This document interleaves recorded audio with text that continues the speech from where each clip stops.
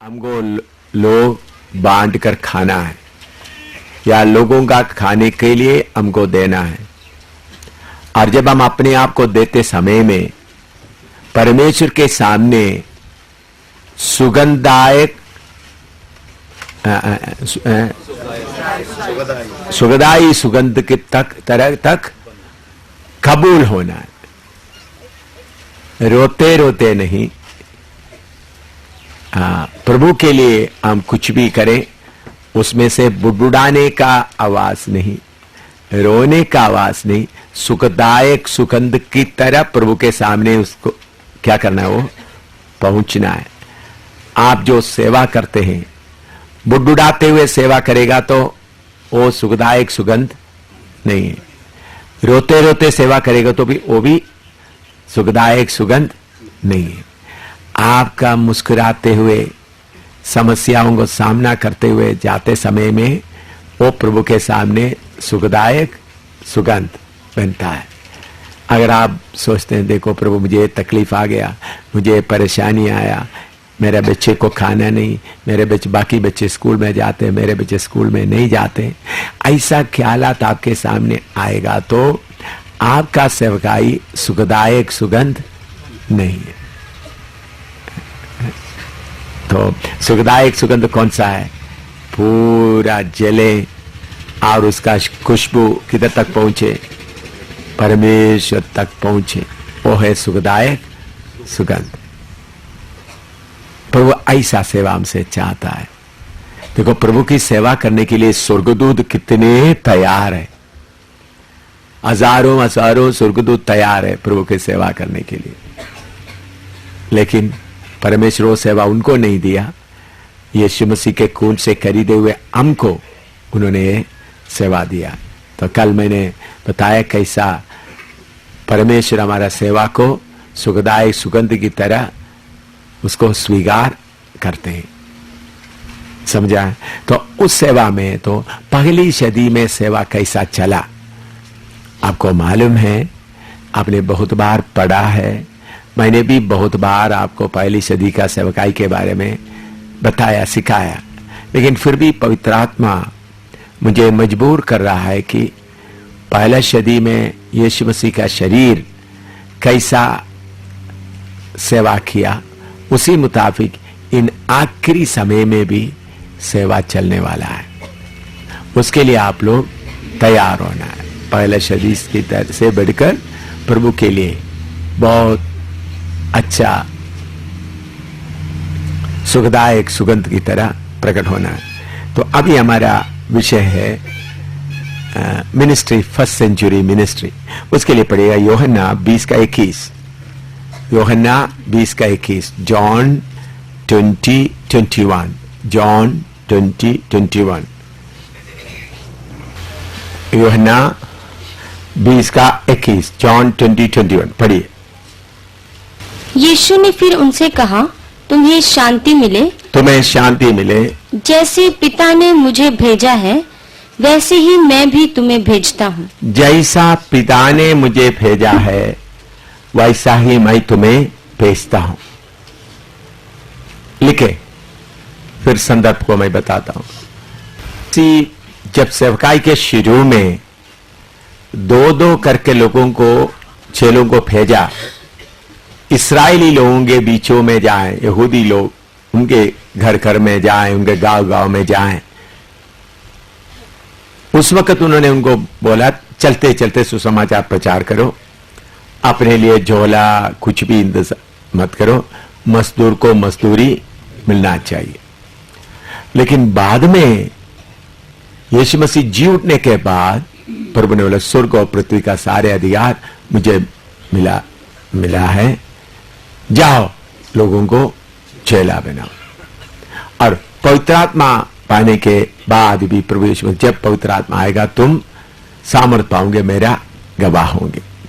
पिछले दिनों में मजदूर का हालत, पुत्र का हालत के बारे में आपने सीखा है, खोलकर अच्छी तरह सीखा है। जो सेवक लोग मजदूर और पुत्र का फर्क सीखा नहीं है, आंध्रा से आए, पंजाब से आए, मैं आपसे विनती करता हूं मजदूर और पुत्र ये फर्क आप समझे। मजदूर मजदूरी मांगता है, पुत्र मजदूरी नहीं मांगता है। तो हमारा सेवा के लिए मत्ती 10वें अध्याय में लिखा हुआ सेवकों का काम हमारे लिए लागू नहीं है, हमको उसे ऊंचा है। वो मजदूर का काम था। फिर बाद में प्रभु यीशु मसीह शैतान का सिर को कुचलकर अपने चेलों के अंदर नया मनुष्य उत्पन्न होने का मौका देने के बाद उन लोग मजदूर नहीं रहा, बल्कि कौन रहा? पुत्र रहा। तो पुत्रों को प्रभु बोलता है, जैसा बाप ने मुझे भेजा है वैसा मैं तुमको भेज रहा हूं। पहले उन्होंने किसको भेजा था? मजदूरों को भेजा था। अभी किसको भेज रहा है? पुत्रों को। ये अच्छी तरह लिख के रखें आप, ये फर्क समझिए। मत्ती 10 और लूका 10 में किसको भेजा है?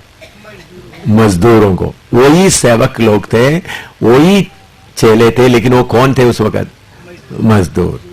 लेकिन यीशु जी उठने के बाद उन लोग कौन बन गए? पुत्र बन गए।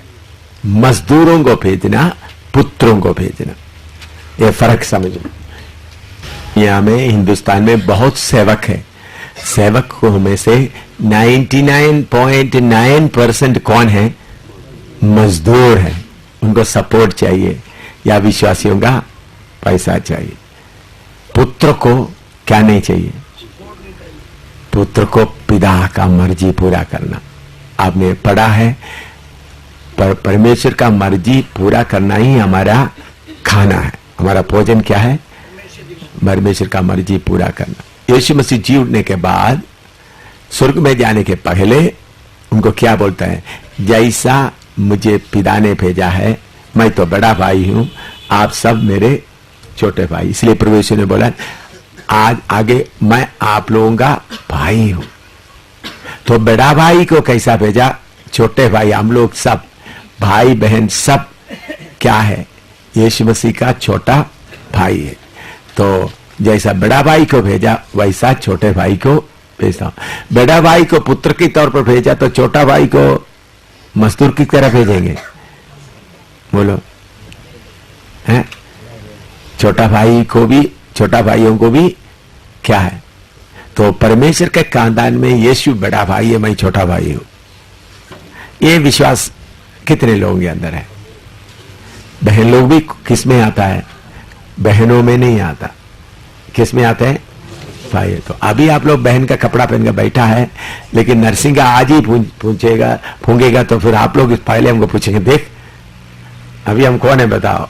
क्योंकि अभी तक आप लोग बहन बहन बहन बहन के सिर में कपड़ा डालने, बाल को भी ढांपना है, क्या क्या क्या क्या है बोला है। तो बाद में फिर आप लोग बोलेंगे, हाँ देख अभी हम कौन है? बहन लोग नहीं, बल्कि क्या है? हम सब कौन है? पुत्र है। तो प्रभु यीशु मसीह को बाप ने कैसा भेजा वैसा हमको भी भेज रहा है। तो यीशु मसीह को भेजते समय आपको मालूम है, सर्वशक्तिमान परमेश्वर शारीरिक तौर पर कोई इंतजाम नहीं किया था। जन्म लेने के लिए भी कोई मकान या कुछ भी इंतजाम नहीं किया। अभी इधर देखिए, फिर बाद में लिखे आप। वचन क्या है? जैसा पिता ने मुझे भेजा वैसा तुमको भेज रहा हूं। पिता ने अपना पुत्र को इस धरती में भेजा। देखिए पुत्र का शरीर का हालत देखे।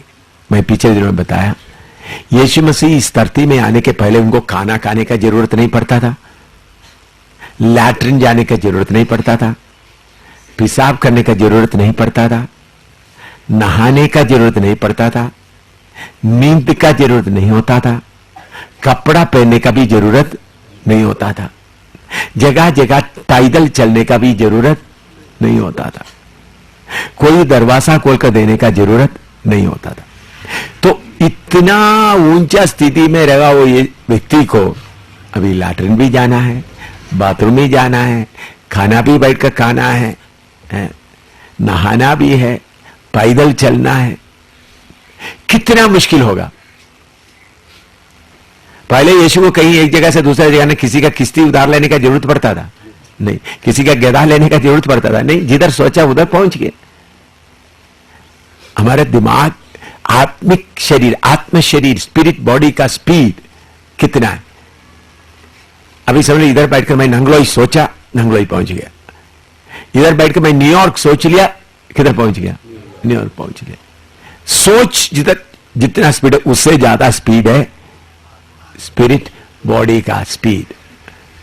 ऐसा कोई मशीन भी दुनिया में नहीं है। ऐसा हालत में चलने वाला प्रभु यीशु जन्म लेने के लिए आया तो उनके लिए सराय में भी जगह नहीं था। आपको मालूम है पिता कितना कठोरता से पुत्र से किया। यूसुफ के घर में पैदा होना तो यूसुफ को जरूर कम से कम एक छोटा सा घर होगा। पिता ने योजना बनाया, यूसुफ के जरूर एक छोटा सा घर होगा। तो सबका नाम लिखवाने का प्रोग्राम कौन शुरू कर, हेरोदा का मन में कौन डाल दिया, परमेश्वर ने, ताकि यीशु मसीह का जन्म लेने के समय में छोटा घर का भी सुविधा ना रहे। उसके बाद यीशु का जन्म लेने के लिए आया 17 बोलता है ना, जो इन सराय।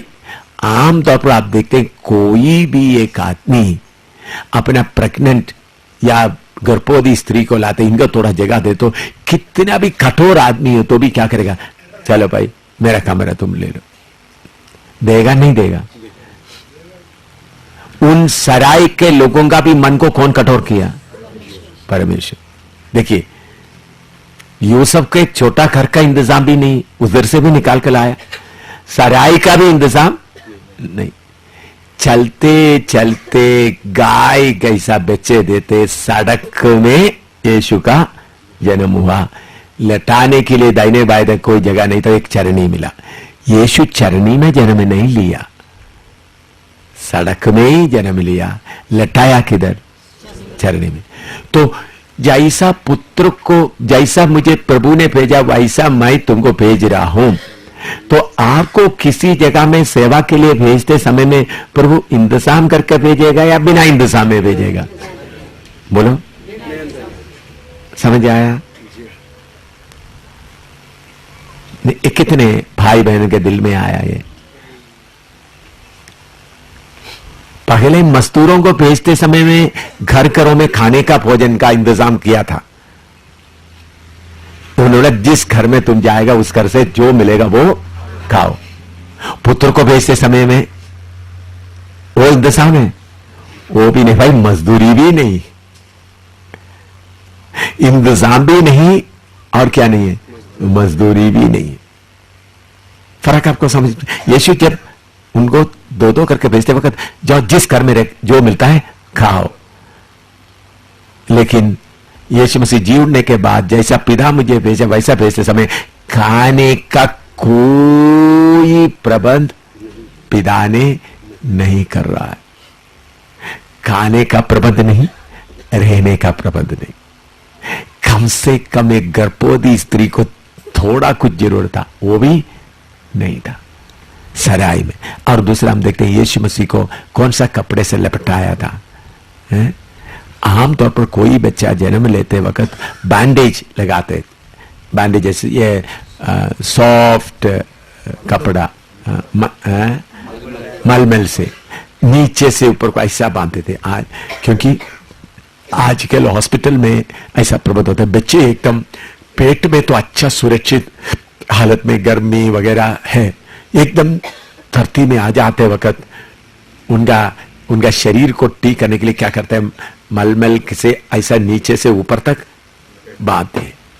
तो लेकिन यीशु मसीह का जन्म देने वाला मरियम के पास इसका भी इंतजाम नहीं था। इसीलिए स्वर्गदूत बोलता है कौन सा कपड़े में लपटा हुआ है? कपड़ों में लटा, मलमल में नहीं, कपड़ों में।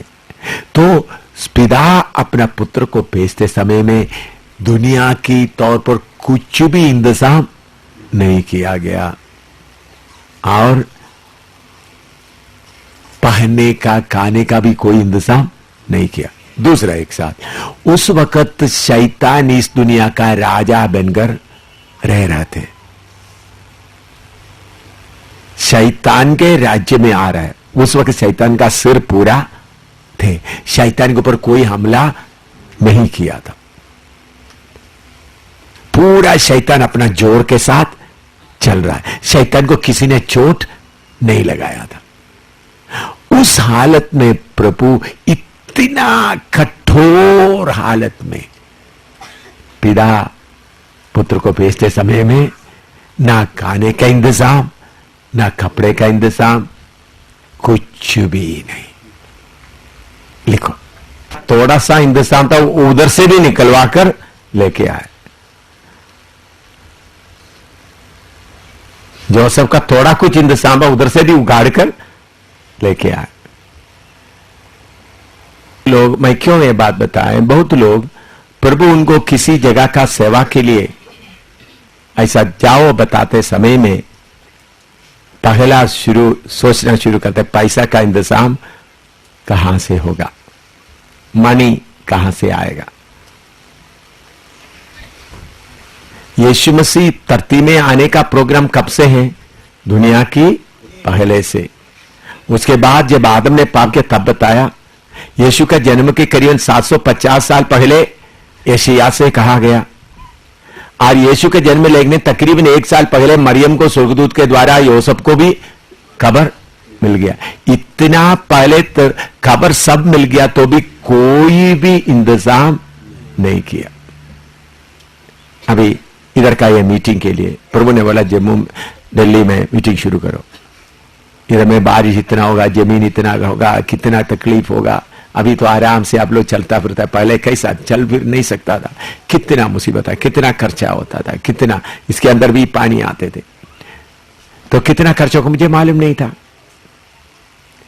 परमेश्वर ने इंतजाम किया। अभी मैंने पिछले दिनों में बताया, स्वर्ग का परमेश्वर का यह योजना है कि शारीरिक भोजन थोड़ा सा कम करे, आत्मिक भोजन आपको अच्छा दे। तो इसके बीच में कुछ लोग कुछ चंदा दिया, मेरे हाथ में भी कुछ लोग दिया। उसमें अभी मैं क्या सोच रहा हूं, आंध्रा में जाने वाला हमारा भाई लोगों को, नेपाल में जाने वाला लोगों का पहले उनका किराया पूरा हो जाए, बाद में जो बचेगा क्या करेंगे। मैंने बोला चावल आटा खरीद लो और तो सा दाल तेल के बिना बनाओ, फिर प्रभु मौका देगा तो हम दूसरा प्रोग्राम भी। सबसे पहले नेपाल से आंध्रा से आया हुआ इन लोगों को अपना घर में पहुंचाना हमारा जिम्मेवारी है। उनको ये नहीं बोलेंगे भाई गाड़ी रेलवे स्टेशन में जाकर खड़ा होकर प्रार्थना करो, प्रभु पैसा देगा तो जाओ, नहीं तो इधर, ऐसा बोल सकता है? बोलो। उनको सबको घर तक पहुंचाना है और इधर से ये सामान पूरा जम्मू में पहुंचाना है। इसका इंतजाम होने के बाद जितना भी आएगा तो खाएंगे। इसके इंतजाम होने के बाद इसमें से पैसा बचाने का कोई जरूरत नहीं, हमको इधर का ही जरूरत है। तो सबसे पहले तो अभी प्रभु जो खाना दे रहे, तो पहले मैं भी सुबह अंडा वगैरह खाता था ताकि प्रचार, मेरा अंडा मैं सुबह दोपहर शाम को एक अंडा रोज खाता था, वो भी मैंने बंद कर दिया। कुछ और चीज दिया था खाता था, वो भी बंद कर दिया। जो आप लोग खाते हैं वही खाकर मैं भी आपके बीच में प्रचार कर रहा हूं। अपने लिए भी मैंने वो प्रोग्राम शुरू किया, तो मेरे लिए थोड़ा सा खर्च करना कौन सा है, कोई इतना सेवा करता हूं तो खर्च करना कोई बड़ी बात नहीं है।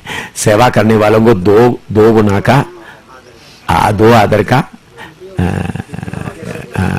है। तो इसका मतलब आप दो चपाती गए तो मुझे 4 खा सकता है नहीं, लेकिन वो बात नहीं। मैं क्यों बताया, इसमें भी हमको कोई चिंता नहीं। क्यों? पिता ने पुत्र को भेजते समय में कोई अरेंजमेंट, शारीरिक अरेंजमेंट कुछ भी नहीं किया। यीशु ने भी क्या बोला, जैसा पिता ने मुझे भेजा वैसा मैं तुमको भेज रहा हूं। अच्छा, इसमें कोई लिखने है तो लिखो, फिर प्रभु ने, यीशु ने क्या किया वो भी मैं आपको बताना चाहता हूं। यीशु मसीह कैसा उनको भेजा, पढ़िएगा मत्ती 9:9 पढ़िएगा, मैथ्यू 9:9, मत्ती 9:9, मैथ्यू 9:9। वहां से आगे बढ़कर यीशु ने मत्ती नाम एक मनुष्य को महसूल की चौकी पर बैठे देखा, महसूल का चौकी पर बैठे देखा और उससे कहा, मेरे पीछे हो ले। मेरे पीछे हो ले। वह उठकर उसके पीछे हो लिया। देखिए चेलों के बारे में, सब चेले काम करते थे। अचानक एक आदमी को अपना काम से बुला करके ले जाएगा तो फिर उनको काम करने वाला जगह से कुछ मिल सकता है? उधर में उनको एप्लीकेशन देकर चलो मैं जाऊं रिसाइन करके जाएगा तो दूसरा आदमी आएगा तो उनको कुछ दे सकते थे। मत्ती उधर सरकार का नौकरी कर रहा था। यीशु ने बोला क्या हो जाओ, मेरे पीछे दो। फिर मोड़ करके उन्होंने मुझे कुछ दे दो बोलने से सरकार के लोग क्या बोलेंगे? हैं? तो प्रभु यीशु मसीह किसी को सेवा के लिए बुलाया था, ऐसा उघाड़ा ताकि पीछे मुड़ने के लिए उनके पास कुछ भी ना रहे। समझ रहा है? सबदी के पुत्र अपना बाप के साथ में क्या कर रहा था? सुधार रहे थे। यीशु ने बोला क्या आ जाओ, उन्होंने वही काम उधर छोड़कर कितने देर के बाद निकला गया यीशु भी उसी वक्त। तो पिता बाद में घर में जाके पिता के पास जाके तो करोगे, पिता बोले तू उस वक्त काम कर रहा था, इनके पीछे चला भी मुड़ कर आ गया। तो यीशु ने ऐसा उघाड़ा ताकि यीशु जाने के बाद इनको वापस जाकर कुछ भी मिलने का कोई इंतजाम नहीं। समझ रहे आप? कैसा उखाड़ा एक को है? मत्ती को ऐसा, मत्ती था एक नौकरी करने वाला, बाकी मछली पकड़ा अपना। उनको बोला तुम मेरे पीछे आ जाओ, कस्टमर आ जा मेरे पीछे। आप समझ लो कोई टैक्स चुकी में बैठा हुआ, वो बोलेगा मेरा पैसा हैंड ओवर करना है तो तुम आ जा मेरे पीछे। एकदम उन्होंने क्या किया, फिर मुड़कर उधर जा सकता है? नहीं जा सकता। लिखो जो कुछ उनके पास था उघाड़ कर ले लिया ताकि उससे भी कोई फायदा ना हो। जैसा जोसेफ को अपना घर से निकलवा कर सराय में लाकर ताकि बच्चा जन्म लेते समय में घर का इंतजाम भी ना हो,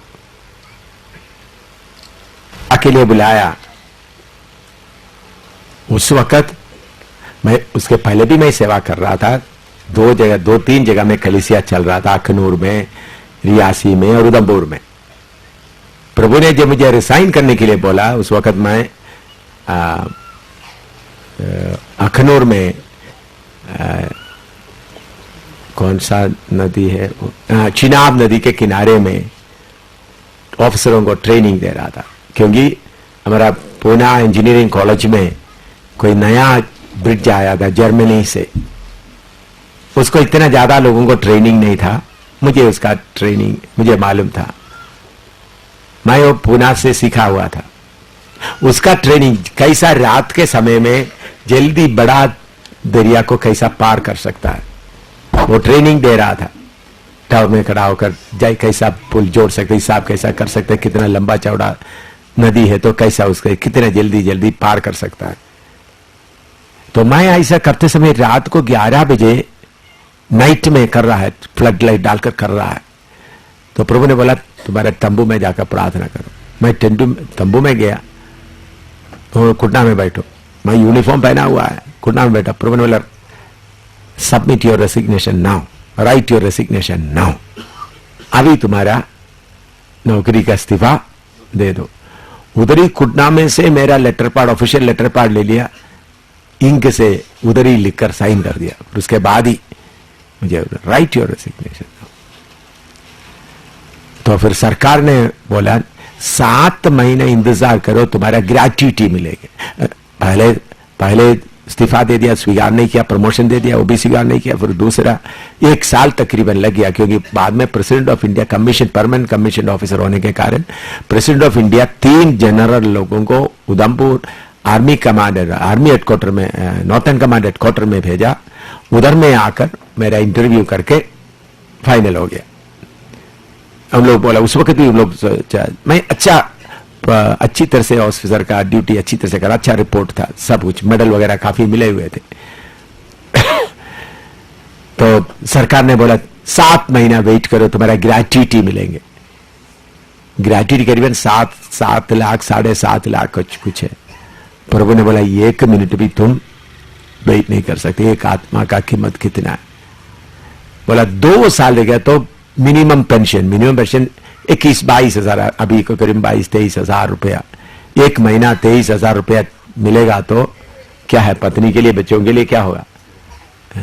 प्रभु ने बोला नहीं।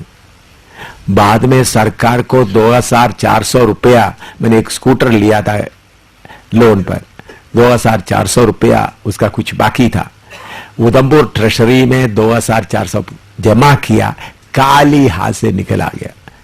बैंक में सिर्फ 10 रुपया, क्योंकि उस वक्त स्टेट बैंक ऑफ इंडिया का कम से कम पैसा था 10 रुपया। उसका मतलब प्रभु ने मुझे भी निकाला कैसा,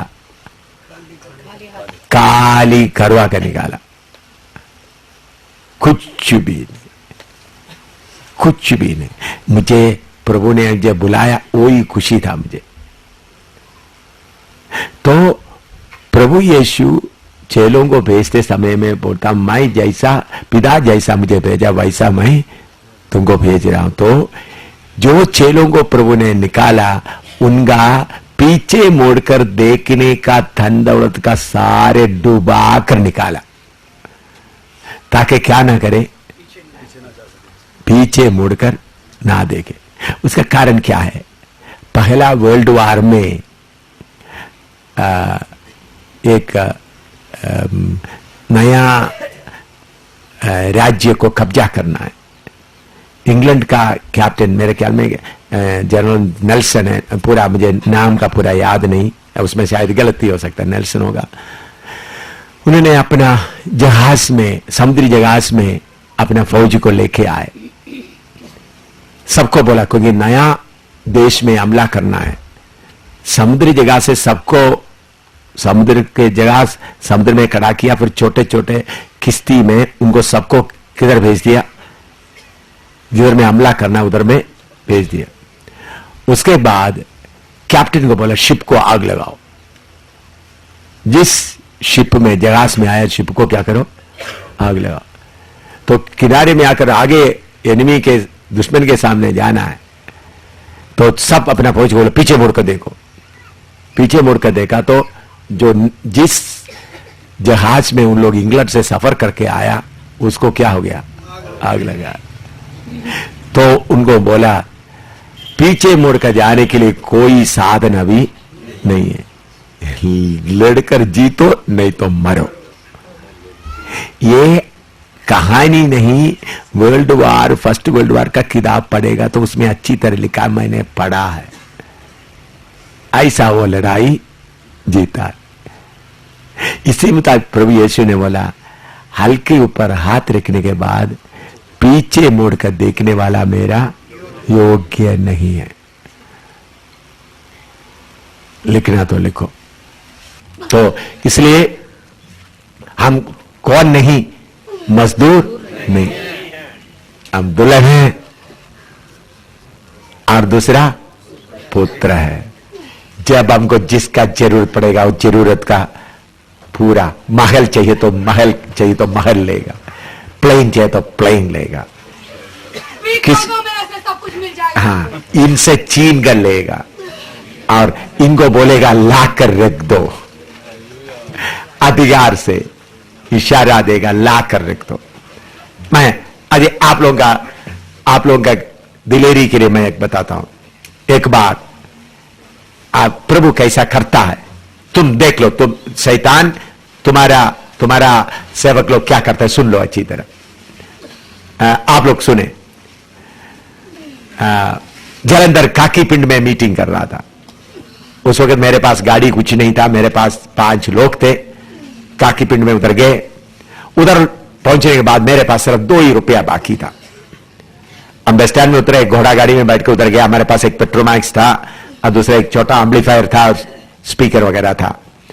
5 लोग थे उधर काकी पिंड नाम जगह में। उधर में रहने के लिए एक स्कूल का प्राइवेट स्कूल का वरांडा मिला। दिन में उधर में रहेंगे।